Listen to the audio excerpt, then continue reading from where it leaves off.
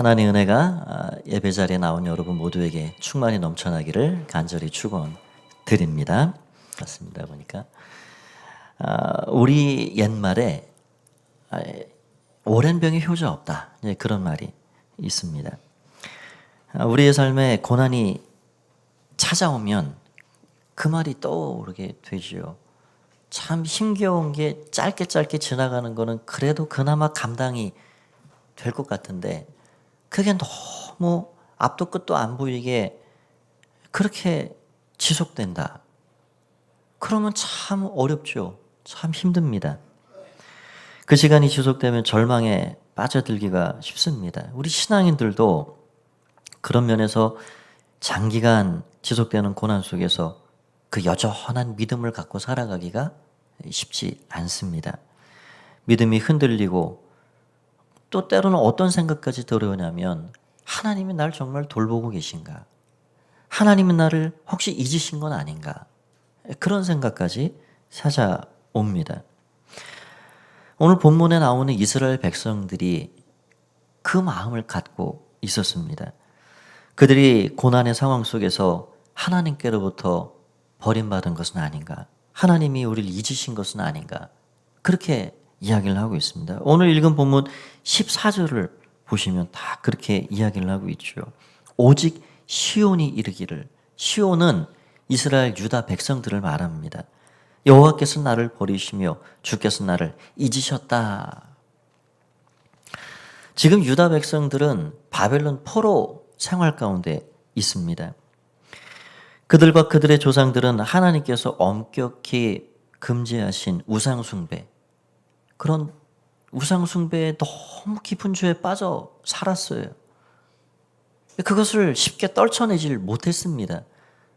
그래서 하나님께서는 극약 처방으로 그들의 삶을 새롭게 해주시기를 원하셔서 바벨론 포로 생활이라는 것을 그들의 삶에 허락하셨습니다. 이방 땅으로 끌려갔고 거기서 자유를 잃고 바벨론의 종과 노예로 삶이 시작된 것입니다. 여기서 우리는 그 백성들을 언제나 기억하시는 하나님, 그 하나님의 마음과 그 백성들이 느끼는 그 마음은 참 차이가 크구나 하는 것을 보게 됩니다. 그들은 그렇게 생각한 것이요, 14절에 이야기한 것처럼 시온이 말하기를 여호와께서 우리를 버리셨구나, 하나님께서 나를 잊으셨구나. 유다 백성들은 그들을 새롭게 하시고자 하는 하나님의 손길, 그 마음을 잘 헤아리지 못했습니다. 오히려 헤아리기는커녕 오해가 쌓여버렸어요. 하나님이 영영이 자신들을 놓아버린 것처럼, 잊으신 것처럼 그렇게 생각하고 있는 거죠. 우리도 이렇게 질문하고 이렇게 하나님께 반문할 때가 있지 않을까요? 하나님, 저 잊으셨나요? 하나님, 이제 하나님 저한테는 관심이 없으신가 봐요. 하나님, 저는 혼자예요. 우린 시편의 많은 고백들을 보면 그런 깊은 탄식이 젖어 나오는, 그런 쏟아지는 그런 말들을 보게 됩니다. 나의 하나님, 나의 하나님, 어찌하여 나를 버리셨나이까? 다윗의 고백이 먼 훗날 예수 그리스도께서 십자가에서 절규하시는 그 성취의 말씀으로 되어졌지만, 그러나 다윗 당시에는 정말 하나님께로부터 버림받은 듯한 그런 고난 가운데 그 고백이 터져 나오는 거예요.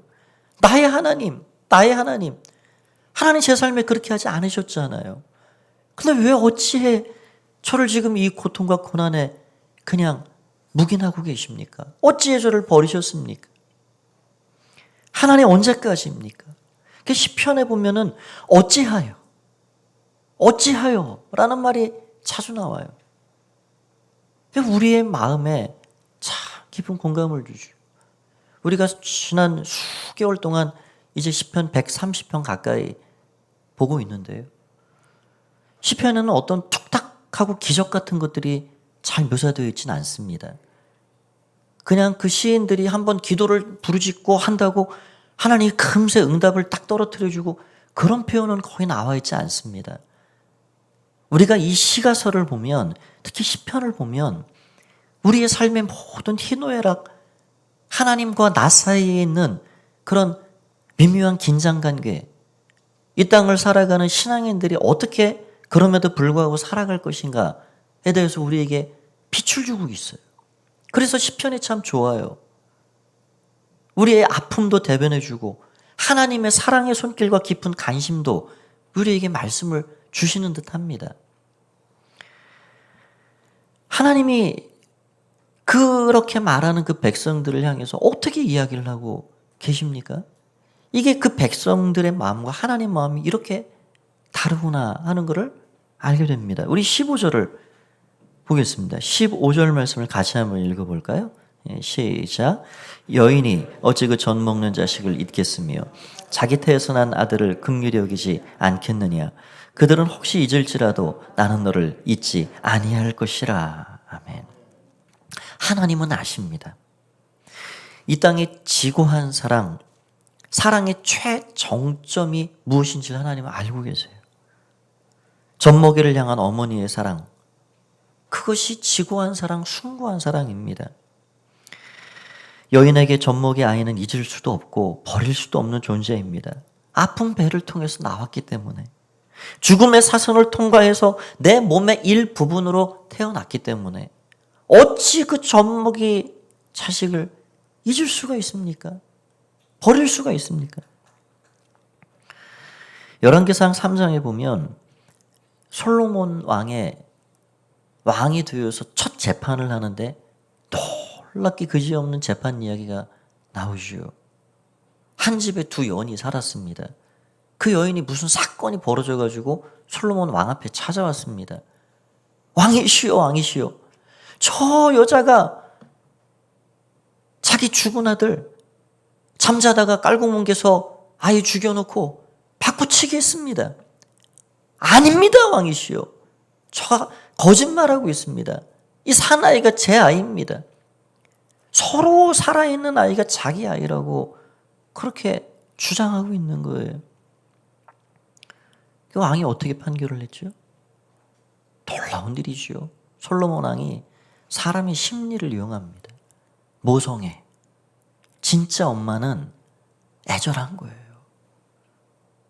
그 산곡의 죽음의 사선을 넘어 내 일부분으로 태어나게 한 그 젖먹이 자식을 향한 진짜 엄마의 마음은 그 어떻게 말로 표현할 수 없는 애절한 마음이 있는 거예요. 그래서 왕이 그 심리를 이용해서 그러면 서로 자기 아들이라 그러니까 그 아이를 반을 탁 나눠서 반씩 나눠 주거라. 그래가지고 칼을 탁 들려고 자르려고 하는 순간 이 진짜 엄마는 알잖아요. 이 두 여인은 알아요. 누가 진짜 내 아들인지, 누가 죽은 아들인지 모르지 않습니까? 이 거짓말하는 이 여인이 어찌 자기 아이를 모르겠습니까? 아침에 일어나 보니 아이가 바뀌어 있는 거잖아요. 그러니 이 진짜 생모는요, 그 애끓는 마음에 왕이시여, 안 됩니다. 제가 포기하겠습니다. 제가 어머니 권리를 포기하겠습니다. 그냥 저 여인에게 주세요. 여봐라, 저 여인이 진짜 어머니니라. 이렇게 판결을 내린 거예요. 여러분, 정말 내가 낳은 젖먹이 아이 얼마나 사랑했으면, 얼마나 애가 끌었으면 어머니의 권리를 포기할 정도로 그냥 주라는 거예요.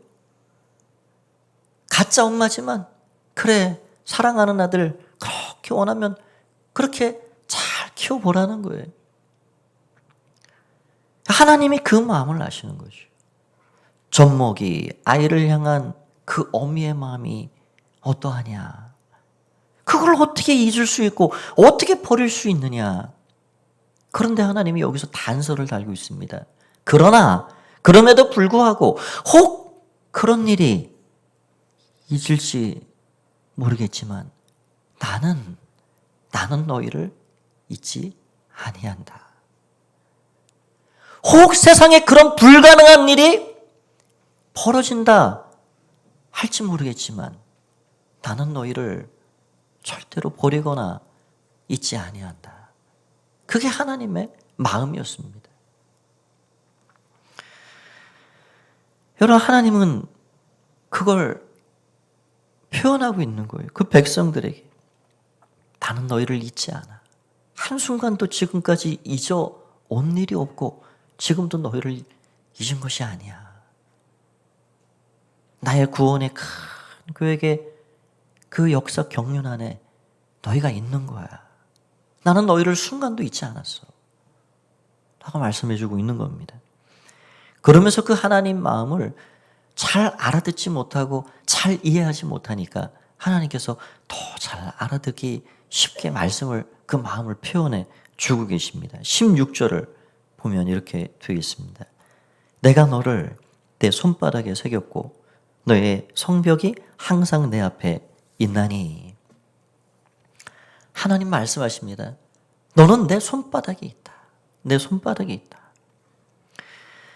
여기서 손바닥에 새겼다라고 표현을 하고 있는데요. 이거는 단순하게 그렸다. 무슨 연필, 볼펜, 무슨 물감 이렇게 붓으로 그리듯이 그렸다, 썼다 그런 거하고는 전혀 다른 표현입니다. 여러분, 그리거나 쓴 것은 물속에 들어가고 어디 묻어버리면 지워져 버립니다. 흔적도 보이지 않습니다. 그러나 새겼다라는 것은 그와는 전혀 다른 것입니다. 새겼다, 새긴다라는 표현은 하카크라는 말인데 이 말은 어느 표현에 사용된 단어냐?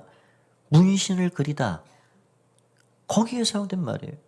요즘 세대가 너무 많이 변해서 무슨 운동 스포츠 선수들, 연예인들 다 보면은 성한 피부 보기가 어려워요.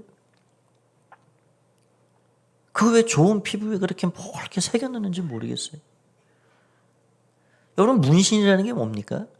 피부 조직 안쪽에 뭔가 지워지지 않는 물감을 거기다 넣어버리는 거예요. 이거는 그래서 그리는 거와 다른 겁니다. 지워지지 않습니다. 이걸 지우려면 똑같은 과정을 시술을 다시 거쳐야 됩니다. 그러니까 뭘 닦이거나 지워지지 않는다는 거예요. 문신을 새기듯이 내가 새겼다.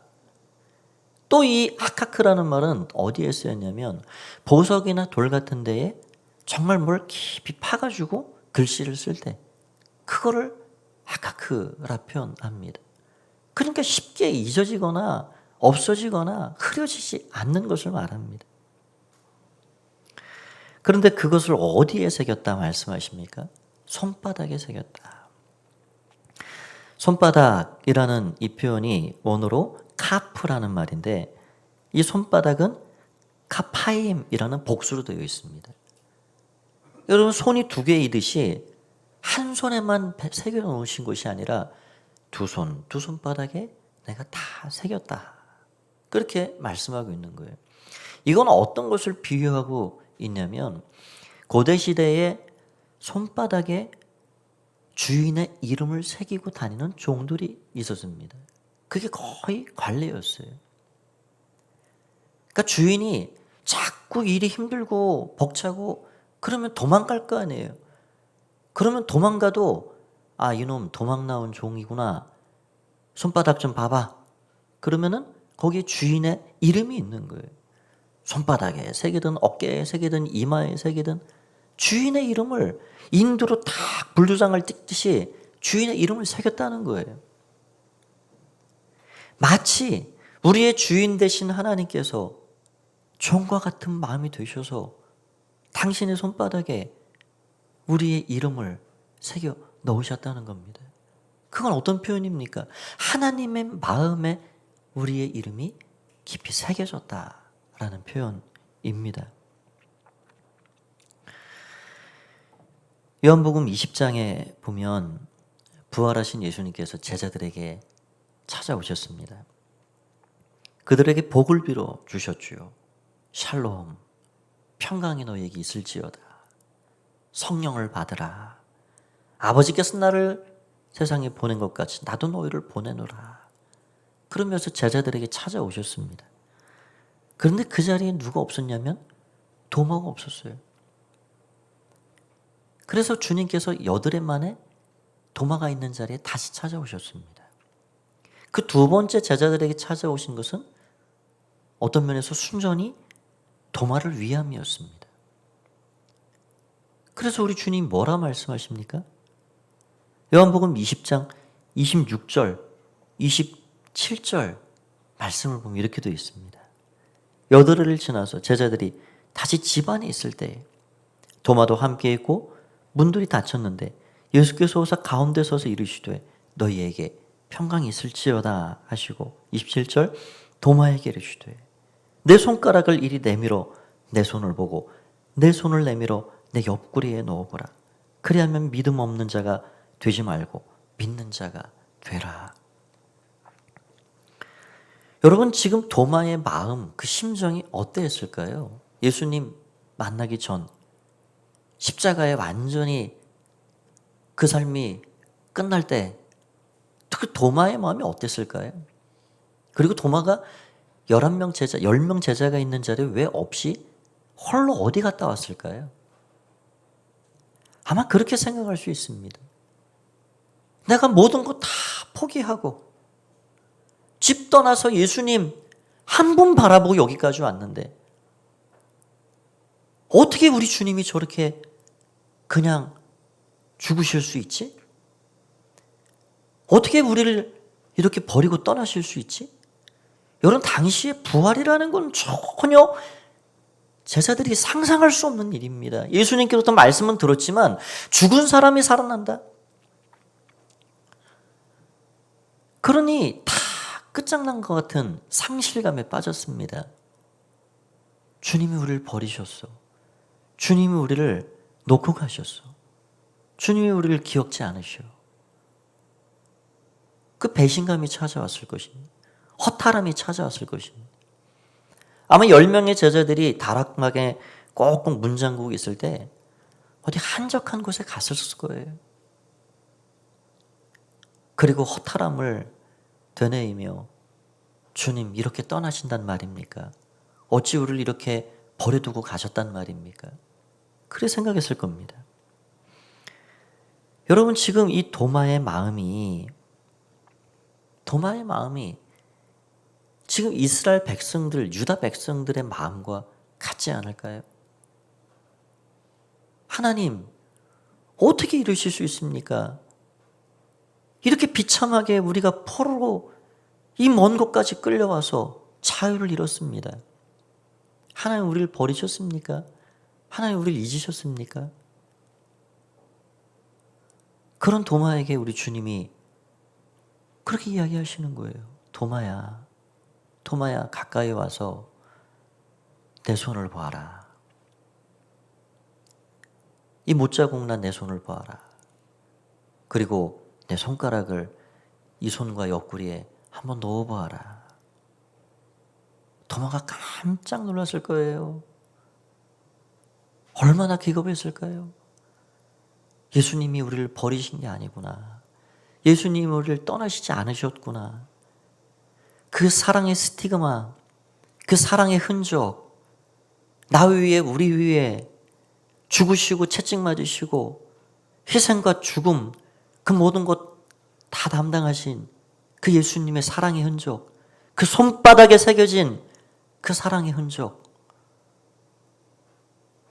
그거를 보고 도마가 과연 거기 겁없이 손가락을 집어넣어 봤을까요? 아니요. 우리 생각에는 도마가 그렇게 하지 않았을 겁니다. 엎드렸을 겁니다. 그리고 깜짝 놀라 그 주님 앞에 감격하며 외쳤습니다. 예수님은 나의 주님, 나의 하나님이십니다.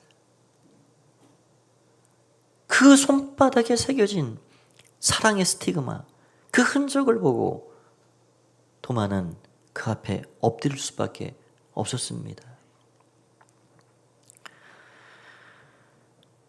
여러분, 우리를 향한 하나님의 사랑, 어머니가 해산의 고통을 통해서 낳은 젖먹이 그 아이를 잊지 못하듯이 우리를 하나님은 마음에 새기시고 그 표현을 손바닥에 새기셨다 말씀하시며 우리를 핏값으로 사셔서 자녀와 백성 삼아주신 그 깊은 사랑과 은혜를 우리는 받고 누리고 살아가고 있는 것입니다.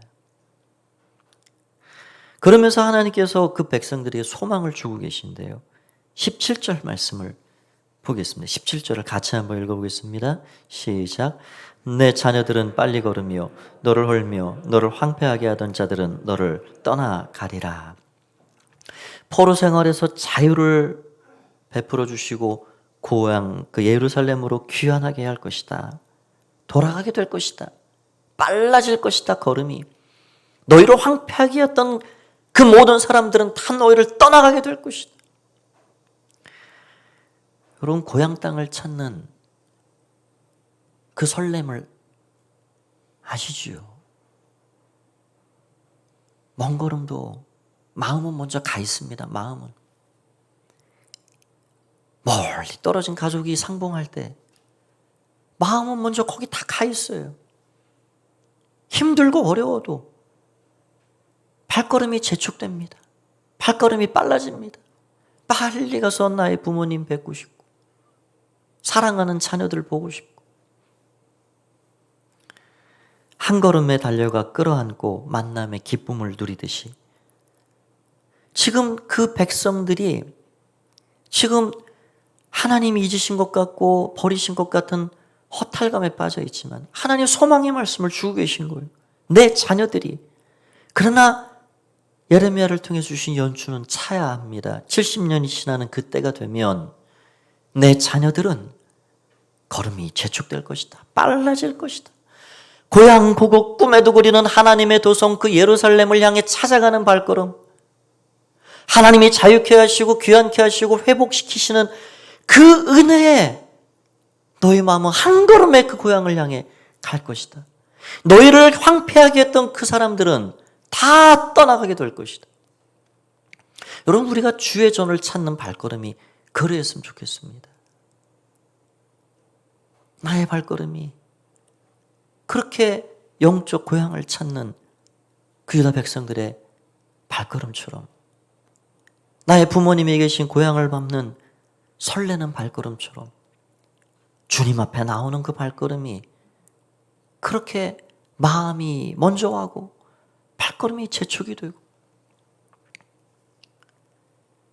또 우리의 삶을 황폐하고 하고 어렵게 만들었던 영적 바벨론 공중권세 잡은 어둠의 영들, 이런 것들이 다 떠나가고 걱정, 근심, 두려움, 염려, 세상의 모든 무거운 짐들이 다 떠나가고 하나님 주시는 참 은혜와 자유를 누리는 그런 예배, 그런 예배가 오늘 우리가 드리는 예배가 되기를 소원합니다.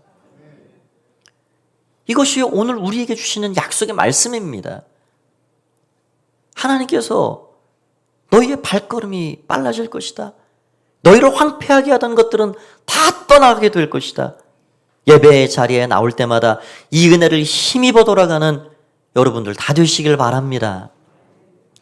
그러면서 하나님께서 놀라운 어떤 구속의 계획을 말씀해 주고 계신데요. 18절, 19절을 보면 이렇게 되어 있습니다. 제가 읽어보겠습니다. 내 눈을 들어 사방을 보라. 그들이 다 모여 내게로 오느니라. 나 여호와가 이르노라. 내가 나의 삶으로 맹세하노니 내가 반드시 그 모든 무리를 장식처럼 몸에 차며 그것을 떼기를 신부처럼 할 것이라. 19절, 이는 내 황폐하고 적막한 곳들과 내 파멸을 당하였던 땅이 이제는 주민이 많아 좁게 될 것이며 너를 삼켰던 자들이 멀리 떠날 것이니라. 온 사방에서부터 사람들이 몰려들 것이고 황폐하기 그지없었던 그 예루살렘이 너무너무 많은 사람들이 찾아와 메어 터지게 되어서 그 땅이 좁게 될 것이다. 여러분, 이거는 계시의 말씀입니다. 예언의 말씀입니다. 이 말씀이 수백 년 후에 이사야 선지자의 입을 통해서 예언되었던 이 말씀이 수백 년 후에, 약 700여 년 후에 예수 그리스도 메시아를 통해서 성취가 되는 거예요. 온 세상 열방에 이 복음의 찬란한 빛이 비춰지게 되고 사방 곳곳에서 열방에서 주님 앞에 수많은 사람들이 나올 것이고 그 하나님의 도성 영적 예루살렘에 하나님의 베푸시는 구원의 잔치자리에 참여하게 될 날이 찾아올 것이다 라고 말씀해주고 있는 것입니다. 오늘 우리 주님이 우리를 향한 그 사랑은 말로 헤아릴 수 없는 사랑입니다. 오늘 본문을 통해서 가만히 몇 절 안 되지만 이렇게 읽어보면 딱 마음에 남는 한 가지가 있어요. 나는 너를 잊지 아니할 것이다. 나는 너를 잊지 아니할 것이다. 그것이 하나님이 우리에게 가장 하시고 싶어 하시는 말씀입니다. 원태연이라는 시인이 쓴 시집에 이런 말이 있다 합니다. 넌 가끔가다 내 생각을 하지 난 가끔가다 딴 생각을 해.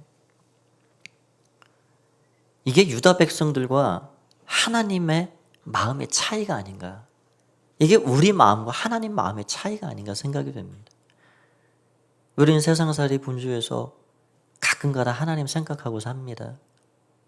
그럼에도 불구하고 그래 잘 왔다 날 잊지 않으니 잘하고 있구나 라고 위로해 주십니다. 그런데요 하나님은요,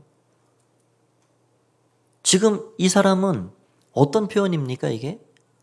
그냥 너가 나 사랑하는 것보다 너는 가끔가다 내 생각하잖아. 나는 너 생각으로 꽉 차 있어. 가끔가다 딴 생각할 뿐이야. 내가 너 더 사랑해. 그런 거잖아요. 그게 하나님 마음이에요.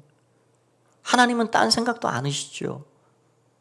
그 마음에 그 손바닥에 우리를 새기시고 우리의 걸음걸음, 우리의 하나하나의 모든 삶을 보고 계시고 이끌어 주시고 우리가 맡기고 의지하고 살아갈 때 감당할 수 있는 셈을 주시고 우리의 삶을 인도해 주시는 그 마음에 우리가 가득 담긴 그런 하나님이시라는 것을 기억합니다. 어거스틴이 가끔 말씀드린 이야기인데요. 하나님은 우리 한 명만 있는 것처럼 우리 각자를 사랑하십니다. 그렇게 이야기를 했습니다. 이 땅에 수많은 사람들이 있죠. 80억에 가까운 사람들이 살아갑니다. 그러나 그 많은 사람들도요, 쌍둥이라 할지라도요, DNA가 다르고 생김새 어딘가는 다 다릅니다. 성격이 다르고 식성이 다르고 모든 것들이 다릅니다. 그런데 하나님은 귀하고 귀하게 저 여러분 한 사람 한 사람을 가장 독특하고 멋진 존재로 걸작품과 같이 창조해 주셨다는 겁니다. 그리고 우리를 사랑하기를 내 옆에 있는 누군가를 사랑하는 그 사랑 똑같이가 아니라 나 한 사람을 사랑하듯 그러한 지고한 사랑으로 우리를 사랑해 주신다는 겁니다. 그 무엇과도 비교할 수 없는 하나님의 사랑 오늘 우리가 받고 살고 있습니다. 한 주간도 손바닥에 새긴 사랑, 하나님 잊지 않으시는 그 사랑 마음에 늘 간직하고 주님 생각 조금 더 더하고 하나님 바라보고 기도하고 믿음으로 주와 동행하는 복된 삶을 살아가는 여러분 다 되시길 간절히 축원드립니다. 우리 그렇게 우리를 사랑하시는 그 하나님께 한번 감사합니다. 한번 감사의 박수를 올려드리겠습니다. 감사합니다. 자리에서 다 함께 일어나셔서 우리 앞뒤 좌우 한번 인사 한번 나누시겠습니다. 한 주간도 승리하십시오. 한 주간 승리하세요. 승리하세요. 하나님의 은혜가 함께하기를 바랍니다. 우리 함께 찬양하고 기도하도록 하겠습니다. 참 좋으신 주님, 우리 주님은 정말 좋으신 주님이십니다. 나의 삶에 가장 귀한 주님, 우리도 그 마음을 그렇게 새기고 살면 얼마나 좋을까요?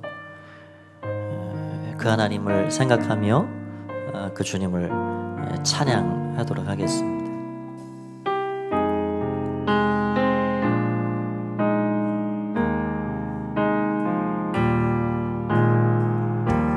참 좋으신 주님, 귀하신 나의 주. 좀 빨리 하겠습니다. 늘 가까이 계시니 늘 가까이 계시니 나 두려움 없네. 내 영이 고날 때 내 영이 고날 때 내 맘 낙심될 때 내 품에 안기라 주님 말씀하셨네.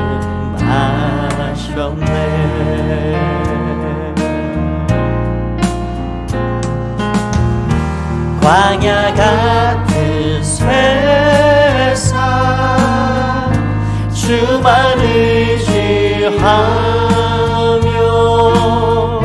주의 인도하심 날 강건케 하시며 주의 사랑 안에서 살게 하소서. 주만 의지하니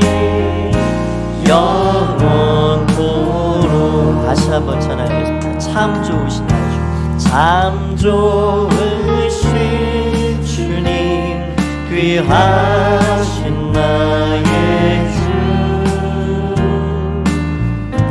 늘 가까이 계시니 날 두려움 없네. 내 영이 고날 때 내 맘 낙심될 때 내 꿈에 한귀라 주님 말씀하셨네. 광야 같은 세상 주님을 의지합니다. 광야 같은 세상 주만 의지하며 주의 인도하심 날 강건케 하시며 주의 사랑 안에서 살게 하소서. 주만 의지하리 영원. 광야 같은 세상 주님만 의지합니다. 광야 같은 세상 주만 의지하며 주의 인도하심 날 강건케 하시며 주의 사랑 안에서 살게 하소서. 주만 의지하리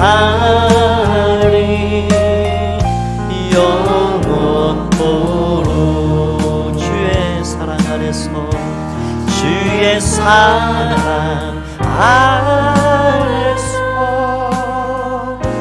살게 하소서.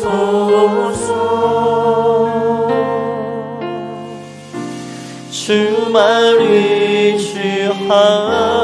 의지하리 영원토록. 우리 다시 한번 불러요. 주의 사랑 안에서 주의 사랑 안에서 살게 하소서.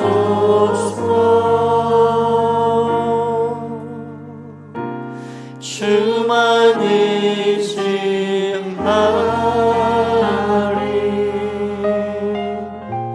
의지하리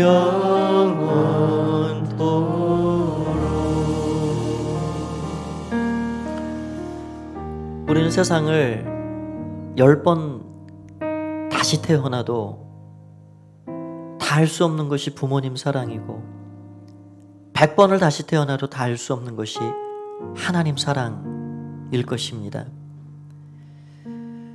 때로는 고독하고 외롭고 홀로인 것 같이 느껴질 때 있습니다. 그러나 지그시 바라보는 아버지의 눈처럼, 어머니의 마음처럼 하나님 우리를 떠나시지 않으십니다. 우리의 발걸음 이끌어 주시고 나는 너를 잊지 아니한다. 내 마음에 너는 새겨져 있다. 말씀하십니다. 오늘 그 주님의 사랑 안에서 이 한 주간도 살게 해 주십시오. 우리가 주님의 전을 찾는 발걸음이 그렇게 사모하는 발걸음, 우리의 모든 얽매인 것들이 다 떠나가고 자유케 되는 은혜를 우리 삶에 베풀어 주옵소서. 이런 마음을 가지고 우리 다 같이 주님의 이름 한번 간절히 부르시고 통성으로 합심해서 하나님 앞에 기도하겠습니다. 함께 기도합니다. 주여, 살아계신 아버지 하나님, 귀한 시간 예수님의 이름으로 기도하며 나아갑니다. 아버지여, 주님이 주시는 귀한 것 힘입어 나아가오니 주님 받아주시옵소서. 주님 새 마음 새 우리 삶을 채워주신 주님을 찬양합니다. 우리의 손바닥 하나님, 주님 우리의 이름을 새겨주신 아버지 하나님, 하나님 마음에 새겨진 주의 백성들, 주의 찾는 백성들이 오늘 주 앞에 나아갑니다. 아버지여, 주님이 주시는 귀한 것으로 주 앞에 나아가오니 받아주시오. 주님 새롭게 하여 주시오. 주님 주자하여 주시오. 아버지 감사, 아버지 감사, 아버지 감사, 아버지 감사, 아버지 감사, 아버지 감사합니다. 야주가 주의 사랑 안에 살게 하여 주옵소서. 하나님 사랑을 더 깊이 깨달아 알게 하여 주옵소서. 십자가의 사랑 그 은혜를 더 마음에 새기고 간직하고 살게 하여 주옵소서. 아버지 감사합니다. 아버지 감사합니다. 주님 찬양합니다. 모든 영광 주님 홀로 받아 주시옵소서. 오 주님 감사합니다. 주님 감사합니다. 주님 감사합니다. 기쁘게 금양하여 주옵소서. 받아 주시옵소서. 아버지 감사합니다. 예수님의 이름으로 기도하옵나이다. 아멘. 하나님의 사랑 안에서 우리가 날마다 거하여 살기 원합니다. 마음에 새긴 사랑, 손바닥에 새긴 사랑, 그 사랑 늘 잊지 않게 하시고, 우리도 하나님께로부터 받은 그 사랑 우리의 가족들에게, 우리의 사랑하는 이웃에게 이 한 주간도 잘 흘려내고 그렇게 사랑하며 살아갈 수 있도록 축복하여 주시옵소서. 이제는 주 예수 그리스도의 은혜와 하나님 아버지의 사랑하심과 성령의 감화 감동케 하시는 은혜가 오늘 나는 너를 잊지 아니하리라 말씀하심의 약속을 마음에 새기고 삶의 자리로 돌아가는 가부의 모든 가족들, 삶과 가정, 한 주간의 모든 손의 일들, 몸된 교회와 이날의 이 땅 가운데 온 열방 가운데 영원히 함께 하옵시기만을 간절히 축원하옵나이다. 아멘.